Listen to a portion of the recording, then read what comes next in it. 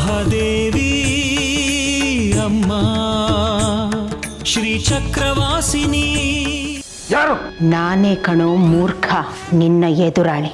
ಆದ್ರೆ ನೀನು ನನ್ನನ್ನು ಏನು ಮಾಡೋದಕ್ಕಾಗೋದಿಲ್ಲ.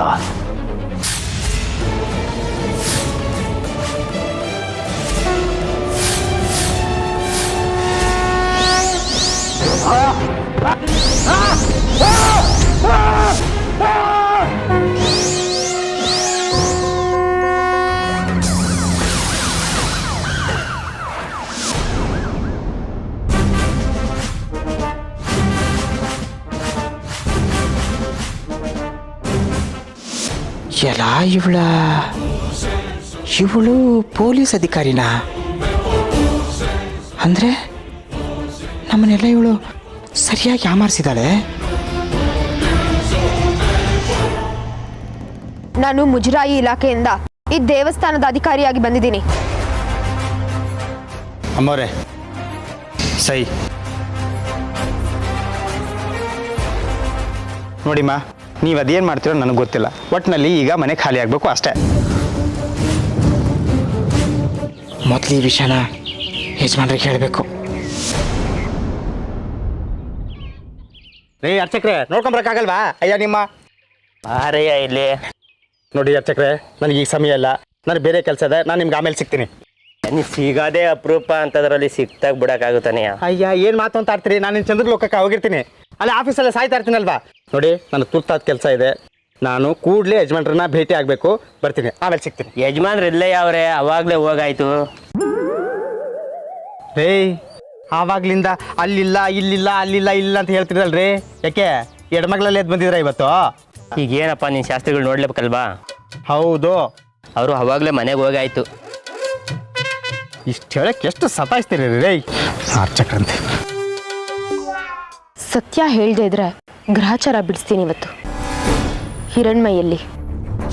ಅಯ್ಯೋ ನನಗೆ ಗೊತ್ತಿಲ್ಲ. ಹಿರಣ್ಮಯಿ ಎಲ್ಲಿ? ಹಿರಣ್ಮಯಿ ಎಲ್ಲಿ? ಸತ್ಯವಾಗ್ಲೂ ನನಗೆ ಗೊತ್ತಿಲ್ಲ. ನನ್ನ ತಾಳ್ಮೆ ಪರೀಕ್ಷೆ ಮಾಡಬೇಡ. ಹಿರಣ್ಮಯಿ ಎಲ್ಲಿ ಅಂತ ಹೇಳು. ನನಗೇನಮ್ಮ ಗೊತ್ತು? ಅವಳು ನಿನ್ ಜೊತೆ ತಾನೇ ಯಾವಾಗ್ಲೂ ಇರ್ತಾ ಇದ್ದಿದ್ದು. ಏನಂದೆ? ಇನ್ನೊಂದ್ಸತಿ ಹೇಳು. ತಪ್ಪಾಯ್ತು, ಕ್ಷಮಿಸ್ಬಿಡಿ. ಹಿರಣ್ಮಯಿ ಎಲ್ಲಿ ಅಂತ ಕೇಳಿದೆ. ನನ್ನ ಪ್ರಶ್ನೆಗೆ ಇನ್ನೂ ಉತ್ತರ ಸಿಗ್ಲಿಲ್ಲ. ಇಷ್ಟು ದಿವಸ ನೀನು ನೋಡಿರೋ ರಶ್ಮಿನೇ ಬೇರೆ, ಇವಾಗ ನಿನ್ನ ಮುಂದೆ ನಿಂತಿರೋ ರಶ್ಮಿನೇ ಬೇರೆ. ನಾನು ಇನ್ನೊಂದು ಮುಖ ನೋಡಬೇಕು ಅಂತ ಆಸೆನಾ?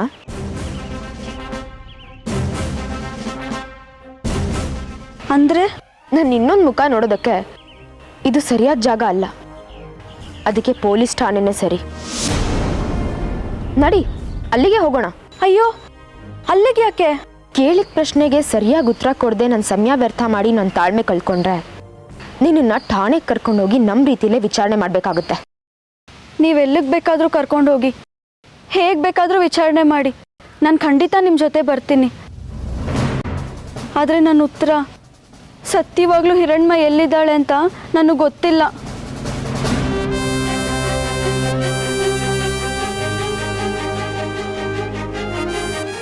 ತಪ್ಪು ತಿಳ್ಕೊಬೇಡಿ. ಹಾಗೆ ನೋಡಿದ್ರೆ ನೀವೇ ಅಲ್ವಾ ಹಿರಣ್ಮಯಿ ಜೊತೆ ಇದ್ದಿದ್ದು. ಅಲ್ಲಿಗೆ ಹಿರಣ್ಮಯಿ ಕಾಣೆಯಾಗಿದ್ದಾಳೆ ಅಂದರೆ ನಿಮ್ಮ ಮೇಲೆ ಅನುಮಾನ ಪಡ್ಬೋದಲ್ವಾ?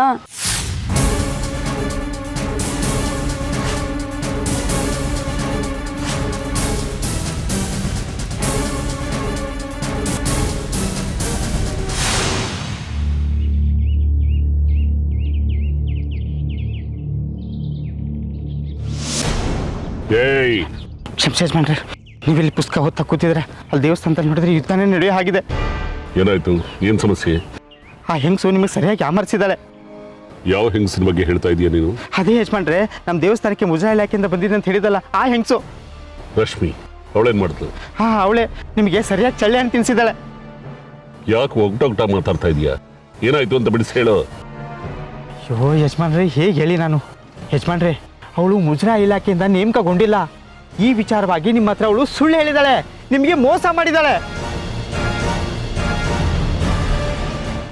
ಏನು? ನನ್ನ ಹತ್ರನೇ ಸುಳ್ಳು ಹೇಳಿದಾಳ? ಈ ವಿರೂಪಾಕ್ಷ ಶಾಸ್ತ್ರಿನೇ ಮೋಸ ಮಾಡಿದಾಳ? ಇರ್ಲಿ, ಸರಿಯಾಗಿ ಗ್ರಹಚಾರ ಬಿಡಿಸ್ತೀನಿ ಅವಳಿಗೆ. ಅಯ್ಯೋ ಯಜಮಾನ್ರಿ, ನೀವೇನು ಅವಳು ಗ್ರಹಚಾರ ಬಿಡಿಸೋದು? ಅವಳೇ ಈಗ ನಿಮ್ಮ ಗ್ರಹಚಾರ ಬಿಡ್ಸಕ್ ಬಂದಿದ್ದಾಳೆ. ಏನಂತೆ? ಹೌದು ಯಜಮಾನ್ರೆ, ಅವಳೀಗ ಸಾಮಾನ್ಯವಾದ ಹೆಂಗ್ಸಲ್ಲ, ಅಂದ್ರೆ ಅವಳೊಬ್ಬ ದೊಡ್ಡ ಪೊಲೀಸ್ ಅಧಿಕಾರಿ.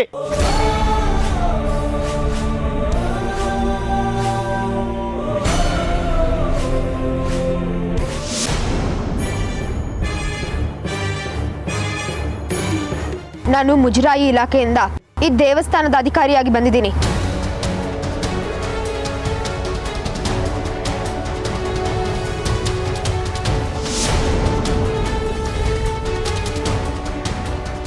ಯಾರೋ ಏನೋ ಹೇಳಿದ್ರು ಅಂತ ಹೇಳಿ ತ್ರಿಶೂಲ ಪರೀಕ್ಷೆ ಕೊಡ್ಬೇಕು ಕೊಡಿ ಅಂತ ಇವತ್ತು ಕೇಳ್ತೀರಾ, ನಾಳೆ ದಿವಸ ಅಮ್ನೋರ್ನೇ ಕೊಡಿ ಪರೀಕ್ಷೆ ಮಾಡಬೇಕು ಅಂತ ಹೇಳ್ತೀರಾ.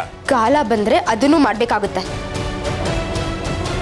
ಸರ್ಕಾರದ ಅಧಿಕಾರಿನ ಈ ರೀತಿ ಅವಮಾನ ಮಾಡಿ ತಪ್ಪು ಮಾಡ್ತಿದ್ದೀರಾ. ಬಿಡಿ ಶಾಸ್ತ್ರಿಗಳೇ.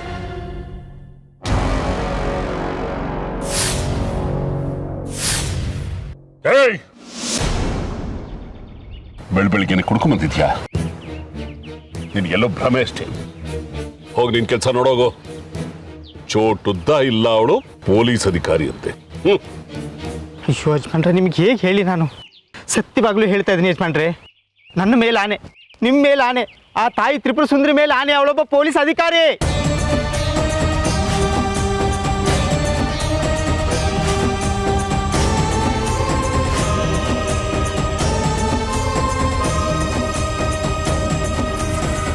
ಆಕೆ ಪೊಲೀಸ್ ವಸ್ತ್ರ ಧರಿಸಿ ಪೊಲೀಸ್ ಜೀಪ್ನಲ್ಲಿ ದೇವಸ್ಥಾನ ಎದುರುಗಡೆ ಬಂದು ಇಳಿದ್ಲು. ಆಮೇಲೆ ಆ ಹೂ ಮಾರೋ ಕಲ್ಯಾಣಿನ ವಿಚಾರಣೆ ಮಾಡ್ತಾ ಇದ್ಲು. ಇದನ್ನೆಲ್ಲ ನಾನೇ ನನ್ನ ಕಣ್ಣಾರೆ ನೋಡಿದ್ದೀನಿ ಯಜಮಾನ್ರೆ. ಇದನ್ನೇ ಹೇಳೋಣ ಅಂತ ಎದ್ನೋ ಬಿದ್ನೋ ಅಂತ ನಿಮ್ಮ ಹತ್ರ ಓಡ್ ಬಂದೆ. ನೀನ್ ಹೇಳೋದು ಸುಳ್ಳಾದ್ರೆ? ಅಯ್ಯೋ ಯಜಮಾನ್ರೆ, ಸಾಕ್ಷಾತ್ ಆ ತ್ರಿಪುರ ಸುಂದರಿ ಮೇಲೆ ಆನೆ ಮಾಡಿ ಹೇಳ್ತಾ ಇದ್ದೀನಿ. ನಾನು ಹೇಳಿದ್ರಲ್ಲಿ ಏನಾದರೂ ಸುಳ್ಳಾಗಿದ್ರೆ ನನ್ನ ನಾಲ್ಗೆನೇ ಬಿದ್ದು ಹೋಗ್ಲಿ. ಅದು ಬಿಡಿ ಯಜಮಾನ್ರೆ, ಬೇಕಾದ್ರೆ ನೀವೇ ನಿಮ್ಮ ಕಣ್ಣಾರೆ ನೋಡಿ ಬನ್ನಿ. ಈಗ ಅವಳು ಎಲ್ಲಿದ್ದಾಳೆ? ದೇವಸ್ಥಾನದ ಮುಂಭಾಗದಲ್ಲಿ ಹೂ ಮಾಡ್ತಾ ಇಲ್ಲ ಕಲ್ಯಾಣಿ, ಅವಳನ್ನೇ ವಿಚಾರಣೆ ನಡೆಸ್ತಾ ಇದ್ದಾಳೆ. ನಡಿ ನನ್ನ ಜೊತೆ.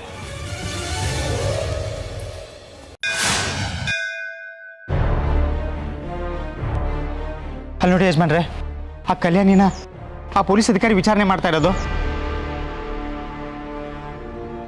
ಓ ನಮಸ್ಕಾರ. ಧರ್ಮದರ್ಶಿಗಳಾದ ವಿರೂಪಾಕ್ಷ ಶಾಸ್ತ್ರಿಗಳಿಗೆ. ಏನಿದು ನಿನ್ನ ಹೊಸ ಅವತಾರ? ನಿಮ್ಮ ಭಾಷೆಯಲ್ಲಿ ಹೇಳಬೇಕು ಅಂದ್ರೆ ಉದಾರ ನಿಮಿತ್ತಂ ಬಹುಕೃತ ವೇಷಂ. ಹೊಟ್ಟೆಪಾಡಿಗೋಸ್ಕರ ಶಾಸ್ತ್ರಿಗಳೇ. ನೀನೊಬ್ಬ ಪೊಲೀಸ್ ಅಧಿಕಾರಿಯನ್ನು ಸತ್ಯನ ಮುಚ್ಚಿಟ್ಟು ನಮಗೆ ಮೋಸ ಮಾಡಿದ್ಯಾ? ನಂಬಿಕೆ ದ್ರೋಹಿ ನೀನು. ನಾನು ಮಾಡ್ತಿರೋದು ಸರ್ಕಾರಿ ಕೆಲಸ. ಸರ್ಕಾರಿ ಕೆಲಸ ಅಂದ್ರೆ ದೇವ್ರ ಕೆಲಸ. ಇಷ್ಟು ದಿವಸ ನಾನು ದೇವಸ್ಥಾನಕ್ಕೆ ಅಧಿಕಾರಿಯಾಗಿದ್ದು ಸತ್ಯ. ಇವಾಗ ಪೊಲೀಸ್ ಅಧಿಕಾರಿಯಾಗಿ ಬಂದಿರೋದು ಸತ್ಯ. ಎರಡೂ ಸರ್ಕಾರದ ಕೆಲಸ. ಇದು ನನ್ನ ದೇವಸ್ಥಾನ. ಈ ವಾತಾವರಣನ ಹಾಳು ಮಾಡ್ತಾ ಇದೀಯ ನೀನು. ನಿಮಗೆ ಆ ಭಾವನೆ ಬಂದಿದ್ರೆ ಕ್ಷಮೆ ಇರಲಿ.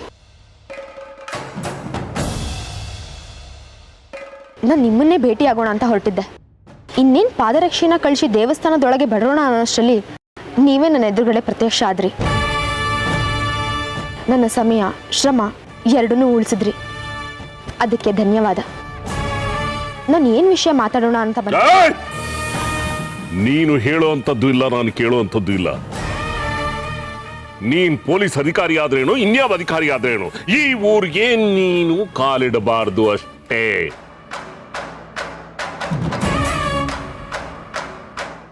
ಏನಿನ್ನು ಇಲ್ಲೇ ನಿಂತಿದ್ಯಾ? ತೊಲಗಾಚೆ. ಶಾಸ್ತ್ರಿಗಳೇ, ನಿಮಗೆ ವಯಸ್ಸಾಗಿದೆ. ಈ ರೀತಿ ಗರ್ಜಿಸೋದ್ರಿಂದ ನಿಮ್ಮ ಆರೋಗ್ಯ ಹಾಳಾಗುತ್ತೆ. ನೀವು ಹುಲಿನೋ ಸಿಂಹನೋ ಅಲ್ಲ ಈ ರೀತಿ ಗರ್ಜನೆ ಮಾಡೋದಕ್ಕೆ. ನಾನು ಇಲಿನೋ ಬೆಕ್ಕೋ ಅಲ್ಲ ನಿಮ್ಮ ಗರ್ಜನೆಗೆ ಹೆದರ್ಕೊಳ್ಳೋದಕ್ಕೆ. ನಿಮ್ಮ ಈ ಆರ್ಭಟಕ್ಕೆ ಊರಿನ ಜನ ಹೆದರ್ಕೊಳ್ಬೋದೇನೋ, ಆದರೆ ನಾನು ಇಂಥದ್ದು ಬೇಕಾದಷ್ಟು ನೋಡ್ಬಿಟ್ಟಿದ್ದೀನಿ. ಹೀಗೆ ಕೂಗಾಕೋದು ನಾವು ಮಾತ್ರ. ಪೊಲೀಸ್ ಬಟ್ಟೆ ಹಾಕೊಂಡು ಮಾತ್ರಕ್ಕೆ ಇಲ್ಲಿರೋರೆಲ್ಲ ನಿನ್ನ ಮಾತನ್ನು ಕೇಳ್ತಾರೆ ಅಂತ ತಿಳ್ಕೊಬೇಡ. ಎಲ್ಲಿ ನಡೆಯೋದು ನನ್ನ ಮಾತು. ಬಾಯಿ ಮುಚ್ಕೊಂಡು ಹೋದ್ರೆ ಸರಿ, ಇಲ್ಲ ಅಂದ್ರೆ ನಿಮ್ಮ ಊರಿನ ಜನ ನಿಮ್ಮ ಋಣದಲ್ಲೋ ನಿಮ್ಮ ಭಯದಲ್ಲೋ ನಿಮ್ಮ ಹಂಗಲ್ಲೋ ಬದುಕಿರ್ಬೋದು. ಆದರೆ ನನಗೆ ಈ ಯಾವ ಬಂಧನನೂ ಇಲ್ಲ. ನಾನೀಗ IPS ಅಧಿಕಾರಿ. ಇರಬಹುದು, ಆದ್ರೆ ನಾನು ಈ ದೇವಸ್ಥಾನದ ಧರ್ಮದರ್ಶಿಯಾಗಿ ಹೇಳ್ತಾ ಇದ್ದೀನಿ, ನೀನು ಈ ಊರಲ್ಲಿರಬಾರ್ದು. ಇದು ನನ್ನ ಆಜ್ಞೆ ಆದೇಶ. ನನ್ನ ಆಜ್ಞೆ ಆದೇಶವನ್ನ ಮೀರಿದವ್ರು ಯಾರು ಇಲ್ಲಿ ಉಳಿಯೋದಿಲ್ಲ. ನೀವು ನಿಮ್ಮ ಊರಿನ ಜನರನ್ನ ಪಶುಗಳಾಗಿ ನೋಡ್ತಿದ್ದೀರಾ. ನಿಮ್ಮ ಆಜ್ಞೆ ನಿಮ್ಮ ದರ್ಬಾರು ಅವ್ರ ಹತ್ರ, ನನ್ನ ಹತ್ರ ಅಲ್ಲ. ನಾನು ಸರ್ಕಾರದ ಅಧಿಕಾರಿ. ಆದರೂ ನಿನ್ನ ಮಾತಿಗೆ ನಾನು ಈ ಸತಿ ಗೌರವ ಕೊಡ್ತೀನಿ. ಕಾರಣ ನೀವು ನನಗಿಂತಲೂ ವಯಸ್ಸಿನಲ್ಲಿ ದೊಡ್ಡವರು. ಹಿರಿಯರಿಗೆ ಗೌರವ ಕೊಡಬೇಕು ಅಂತ ನನ್ನ ಪೋಷಕರು ಹೇಳ್ಕೊಟ್ಟಿದ್ದಾರೆ. ಅವ್ರ ಮರ್ಯಾದೆನ ಉಳಿಸೋದಕ್ಕೆ ನಿಮ್ಮ ಮಾತನ್ನ ಕೇಳ್ತೀನಿ. ಆದರೆ ಈ ಊರಿನಿಂದ ಹೋಗೋದಿಲ್ಲ. ಇದೇ ಊರಿನಲ್ಲಿರ್ತೀನಿ. ಇಲ್ಲೇ ನಾನು ಕೆಲಸ ಮಾಡೋದಕ್ಕೆ ಸರ್ಕಾರ ನೇಮಿಸಿರೋದು. ನಾನು ಮತ್ತೆ ಬರ್ತೀನಿ, ಅತಿ ಶೀಘ್ರದಲ್ಲೇ. ಕಾರಣ ನಿಮ್ಮ ದೇವಸ್ಥಾನದಲ್ಲಿ ಚಪ್ಪಲಿ ಕಾಯೋ ಬಂಗಾರಿ ಮಗಳು ಹಿರಣ್ಮಯಿ ಕಳೆದೋಗಿದ್ದಾಳೆ. ಅದರ ಸಲುವಾಗಿ ತಮ್ಮನ್ನ ವಿಚಾರಣೆ ಮಾಡಬೇಕಾಗಿದೆ. ಅಲ್ಲದೆ ಆ ಮಗುನ ಸುರಕ್ಷಿತವಾಗಿ ಕಾಪಾಡೋ ಜವಾಬ್ದಾರಿ ನನ್ನ ಮೇಲಿದೆ. ಅದಕ್ಕೆ ಅತಿ ಶೀಘ್ರದಲ್ಲಿ ಬರ್ತೀನಿ.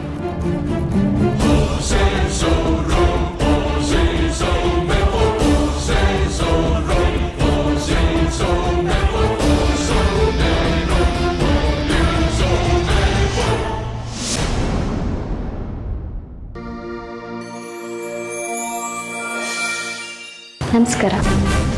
ನಮಸ್ಕಾರ. ನನ್ನ ಮಕ್ಕಳ ಹತ್ರ ಒಂದು ಸ್ವಲ್ಪ ಹೊತ್ತು ಮಾತಾಡಬೇಕಿತ್ತು. ಮಾತಾಡ್ಬೋದಾ? ಹಾಂ, ಮಾತಾಡಿ. ಮಕ್ಕಳ, ನಿಮ್ಗೆಲ್ಲ ಒಂದು ಪ್ರಶ್ನೆ ಕೇಳ್ತೀನಿ, ಉತ್ತರ ಹೇಳ್ತೀರಾ? ಹಿರಣ್ಮಯಿ ಕೂತ್ಕೋತಿದ್ದ ಜಾಗ ಯಾವುದು? ಇಲ್ಲೇ ಹಿರಣ್ಮಯಿ ಕೂತ್ಕೊಂತ ಇದ್ದಿದ್ದು.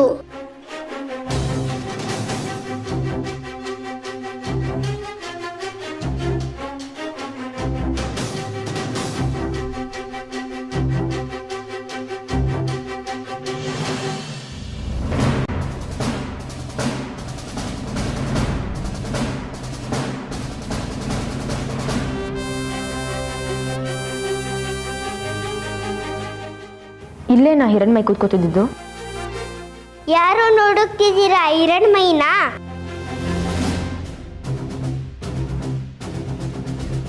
ಹೌದು. ನಿನಗೆ ಹೇಗೆ ಗೊತ್ತು? ಅವಳು ನಿನಗೆ ಸಿಕ್ಕಿದ್ಲಾ? ನನಗೇನು ಸಿಕ್ಕಿಲ್ಲ. ಅವಳು ಸಿಗೋದು ಇಲ್ಲ ಅಂತ ನನಗೆ ಗೊತ್ತು. ಅವಳು ಸಿಗಲ್ಲ ಅನ್ನೋದು ಗೊತ್ತಾ? ಹೇಗೆ? 3 ಹೊತ್ತು ಅಮ್ಮನವರು ಅಂತ ತಿರುಗ್ತಿರ್ತಾಳೆ.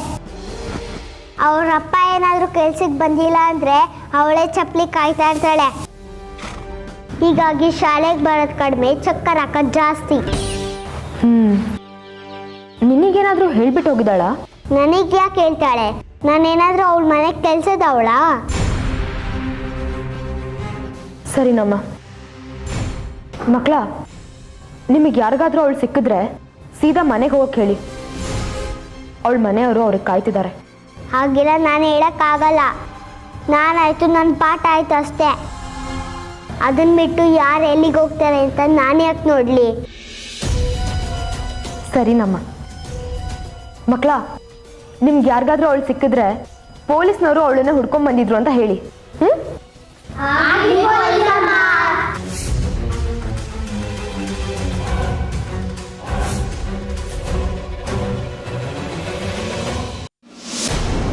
ಉರಿ ಉರಿ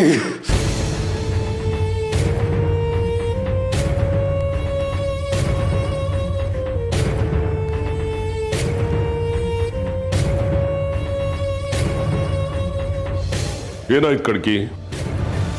ಯಾಕೆ ಹೀಗೆ ಬಾಯ್ ಬಡ್ಕೊಳ್ತಾ ಇದೀಯ? ಏನಂತ ಹೇಳಿ ವಿರೂಪಾಕ್ಷ, ಇನ್ನೇನು ಆ ಶ್ರೀಚಕ್ರ ನನ್ನ ಕೈವಶವಾಗೋಷ್ಟರಲ್ಲಿ ಅಮ್ಮನವ್ರು ನನಗೆ ಮೋಸ ಮಾಡಿಬಿಟ್ರು. ಅಮ್ಮನವ್ರ? ಅವರು ಇಲ್ಲಿಗೆ ಬಂದಿದ್ರ? ಹೌದು, ಅಮ್ಮನವ್ರು ಬಂದಿದ್ರು. ಆ ಶ್ರೀಚಕ್ರ ಸ್ವರೂಪಿಣಿ ಮಗುನ ಕರ್ಕೊಂಡು ಬಂದು ಈ ಮಂಡಲದಲ್ಲಿ ಮಲಗಿಸಿ ಮಂತ್ರ ಹೇಳ್ತಿದ್ದ ಈ ಕಾಲರುದ್ರ ಸಿದ್ದೇಶ್ವರ ಕಡ್ಕಿ. ಅಷ್ಟರಲ್ಲಿ ಅಮ್ಮನವರು ಹೆಂಗಸಿನ ವೇಷದಲ್ಲಿ ಬಂದು ನಮ್ಮೆಲ್ಲರಿಗೂ ಮಂಕ್ ಬೂದಿ ಎರಚಿ ಆ ಮಗುನ ಕರ್ಕೊಂಡು ಹೋಗ್ಬಿಟ್ಲು. ಖಡ್ಕಿ ಗೊತ್ತಾಯ್ತಂತೆ ಅವಳೇ ಅಮ್ಮನವರು ಅಂತ. ನಾನಿನ ಅಮ್ಮನವ್ರ ಜೊತೆ ಹೋರಾಟದಲ್ಲಿ ಅವಳು ನನಗೆ ಚಳ್ಳು ಹಣ್ಣು ತಿನ್ನಿಸಿ ಮೈಯೆಲ್ಲ ಉರಿ ಕಿತ್ಕೊಳ್ಳೋ ಹಾಗೆ ಮಾಡಿಬಿಟ್ಲು.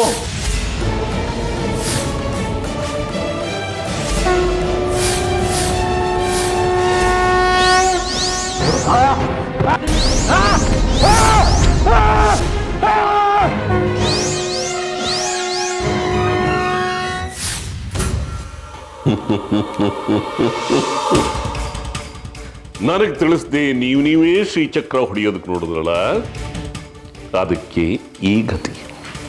ಅನುಭವಿಸು ಅನುಭವಿಸು. ನನ್ನಿಂದ ತಪ್ಪಾಗದೆ ವಿರೂಪಾಕ್ಷ, ಅದನ್ನೆಲ್ಲ ಬದಿಗಿಟ್ಟು ನನಗೆ ಪರಿಹಾರ ಹೇಳು. ಉರಿ ತಡ್ಕೊಳಕಾಗ್ತಿಲ್ಲ, ಅದಕ್ಕೆ ನೀರಲ್ಲಿ ನಂದಿದ್ದೀನಿ. ವಿರೂಪಾಕ್ಷ ಶಾಸ್ತ್ರಿಗಳೇ, ನೀವು ಪೂಜ್ಸೋ ಅಂತ ಅಮ್ಮನವರು, ಅವಳು ಕೊಡೋ ಶಿಕ್ಷೆಗೆ ಪರಿಹಾರಗಳು ನಿಮಗೆ ಗೊತ್ತಿರತ್ತೆ.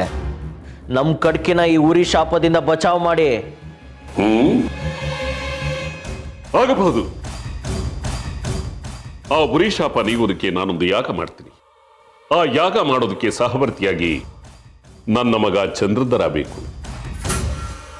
ಯಾಕೆಂದ್ರೆ ಅವನು ಕಾಶಿಗೆ ಹೋಗಿ ಉರಿಶಾಪ ನೀಗುವಂತ ಮಂತ್ರಗಳನ್ನು ಕಲ್ತ್ಕೊಂಡು ಬಂದಿದ್ದಾನೆ. ನಾನಿದ್ದೀನಲ್ಲ, ನಿಮ್ಮ ಮಗನ ದೇಹನ ಹೊತ್ಕೊಂಡಿದ್ದೀನಿ. ನಾನು ಬರ್ತೀನಿ ನಿಮ್ಮ ಜೊತೆ ಯಾಗಕ್ಕೆ. ದೆವ್ವಗಳು ಮಾಡುವಂತ ಯಾಗ ಅಲ್ಲ ಅದು. ಆ ಯಾಗದ ಸುತ್ತಮುತ್ತ ಸುಳಿದ್ರು ನೀನು ಸುಟ್ಟು ಭಸ್ಮ ಆಗೋಗ್ಬಿಡ್ತೀಯ. ಮತ್ತೆ ಹೇಗೆ ನಿನ್ನ ಮಗನನ್ನ ಆ ಯಾಗ ಕಳಿಸೋದು? ನನ್ನ ಮಗ ಚಂದ್ರಧರನ ಸಜೀವ ದೇಹವನ್ನು ಕಳಿಸ್ಕೊಡು. ಈಗ ನನ್ನ ಮಗನ ದೇಹದಲ್ಲಿ ಹೊಕ್ಕಿರುವಂತ ಪ್ರೇತಾತ್ಮ ಮಾರಿಗುಡಿಯನ್ನು ಹೊರಗೆ ಕಳಿಸಿ ಚಂದ್ರಧರನ ದೇಹವನ್ನು ಪ್ರತಿಷ್ಠಾಪನೆ ಮಾಡಿಕೊಡು. ನಿನ್ನ ಉರಿಶಾಪವನ್ನು ತಣ್ಣಗೆ ಮಾಡ್ತೀನಿ. ಆಗ್ಲಿ, ಈ ಮಾರಿಗುಡಿ ಪ್ರೇತಾತ್ಮನ ನಿನ್ನ ಮಗನ ದೇಹದಿಂದ ತೆಗಿತೀನಿ. ನೀನ್ ಯಾಗದ ಸಿದ್ಧತೆಗಳನ್ನ ಮಾಡ್ಕೋ. ಸಾಧ್ಯ ಇಲ್ಲ. ಯಾಕೋ ಸಾಧ್ಯ ಇಲ್ಲ? ನಾನೇ ನಿನ್ನನ್ನು ಆ ವಿರೂಪಾಕ್ಷನ್ ಮಗನ ದೇಹದಲ್ಲಿ ತುಂಬಿರೋದು. ಅಲ್ಲಿಂದ ನಿನ್ನನ್ನು ಹೊರಗೆ ತೆಗೆಯೋದು ಹೇಗೆ ಅಂತ ನಂಗೆ ಚೆನ್ನಾಗಿ ಗೊತ್ತು. ಅಲ್ಲಿ ಇಲ್ಲಿ ಸುಡ್ಗಾಡಲ್ಲಿ ಅಲಿತಿದ್ದ ಈ ಪ್ರೇತಾತ್ಮಕ್ಕೆ ಒಂದು ನೆಲೆ ಸಿಕ್ಕಿದೆ. ನಾನಂತೂ ಈ ದೇಹನ ಬಿಟ್ಕೊಡಲ್ಲ. ನಾನು ನಿನ್ನ ಕೈಗೆ ಸಿಕ್ಕಿದ್ರೆ ತಾನೆ ನೀನು ಈ ದೇಹನ ವಿರೂಪಾಕ್ಷಂಗೆ ಒಪ್ಸೋದು. ಹೌದು, ಕಾಲರುದ್ದ ಸಿದ್ದೇಶ್ವರ ಕಡ್ಕಿಗೆ ಉರಿ ತಡ್ಕೊಳ್ಳೋದಕ್ಕಾಗ್ತಾ ಇಲ್ಲ. ಅವನು ಕೊಟ್ಟ ದೇಹನೇ ಇದು. ಕಷ್ಟ ಕಾಲದಲ್ಲಿ ಅವನಿಗೆ ಸಹಾಯ ಮಾಡಬೇಕಾದ್ದು ನಿನ್ನ ಕರ್ತವ್ಯ ಅಲ್ವಾ? ಪ್ರೇತಾತ್ಮಗಳಿಗೆ ಧರ್ಮ ಕರ್ಮಗಳೆಲ್ಲ ಇರೋದಿಲ್ಲ. ಈ ಕಡ್ಕಿ ಹೆಂಗಾರ ಮಾಡ್ಕೊಂಡು ಸಾಯ್ಲಿ, ನಾನಂತೂ ಈ ದೇಹನ ಬಿಟ್ಕೊಳಲ್ಲ.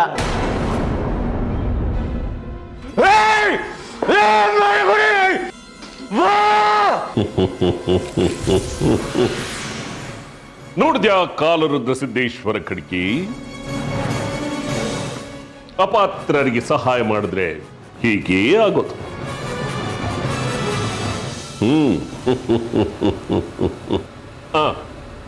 ಯೋಚನೆ ಮಾಡಬೇಡ.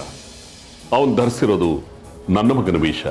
ಎಲ್ಲೂ ಹೋಗೋದಿಲ್ಲ, ನನ್ನ ಮನೆ ಹತ್ರನೇ ಗಿರಿಕಿ ಹೊಡಿತಾ ಇರ್ತಾನೆ. ಅವನನ್ನ ನಾನು ಕರ್ಕೊಂಡ್ಬರ್ತೀನಿ. ನೀನು ಪರಕಾಯ ತಂತ್ರವನ್ನು ಪ್ರಯೋಗ ಮಾಡಿ ನನ್ನ ಮಗನನ್ನ ನನಗೆ ಕೊಟ್ಬಿಡು. ನಿನ್ನ ಉರಿ ಶಾಪವನ್ನ ನಾನು ನಿವಾರಣೆ ಮಾಡ್ತೀನಿ. ಆಗ್ಲಿ ವಿರೂಪಾಕ್ಷ, ಅದನ್ನು ಬೇಗ ಮಾಡು. ಈ ಊರಿನ ನನ್ನ ಕೈಲಿ ತಡ್ಕೊಳಕಾಗ್ತಿಲ್ಲ.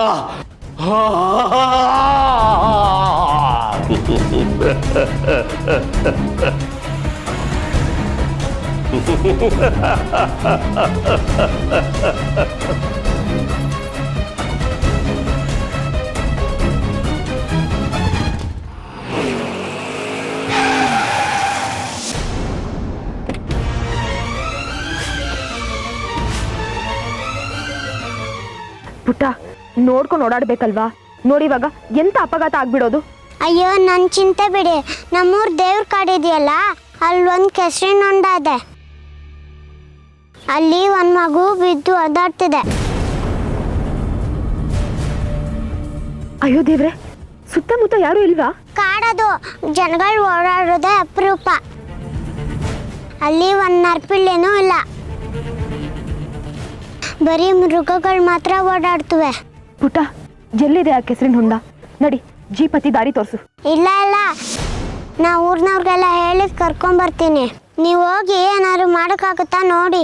ನೀವು ಬೇಗ ಹೋಗಿಲ್ಲ ಅಂದ್ರೆ ಸತ್ತ ಹೋಗ್ತಾರೆ ಅಷ್ಟೇ. ಅಯ್ಯೋ, ಯಾಕಮ್ಮ ಹಾಗೆಲ್ಲ ಮಾತಾಡ್ತೀಯ? ನಾವು ಅಲ್ಲಿಗೆ ಹೋಗ್ತೀವಿ, ನೀನು ಹೋಗಿ ಊರ್ನವ್ರಿಗೆಲ್ಲ ತಿಳಿಸು. ಯಾವ ಕಡೆ ಅಂತ ಹೇಳ್ದೆ ಆ ಹೊಂಡ? ಹಿಂಗೆ ಸೀದಾ ಹೋಗಿ ಬೆಳಗ್ಗೆ ತಿರ್ಕೊಳ್ಳಿ, ಅಲ್ಲೇ. ಆಯ್ತಮ್ಮ, ನೀನು ಹುಷಾರಾಗಿ ಊರೊಳಗೆ ಹೋಗಿ ಎಲ್ಲರಿಗೂ ವಿಷಯ ತಿಳಿಸು. ಹಾಂ.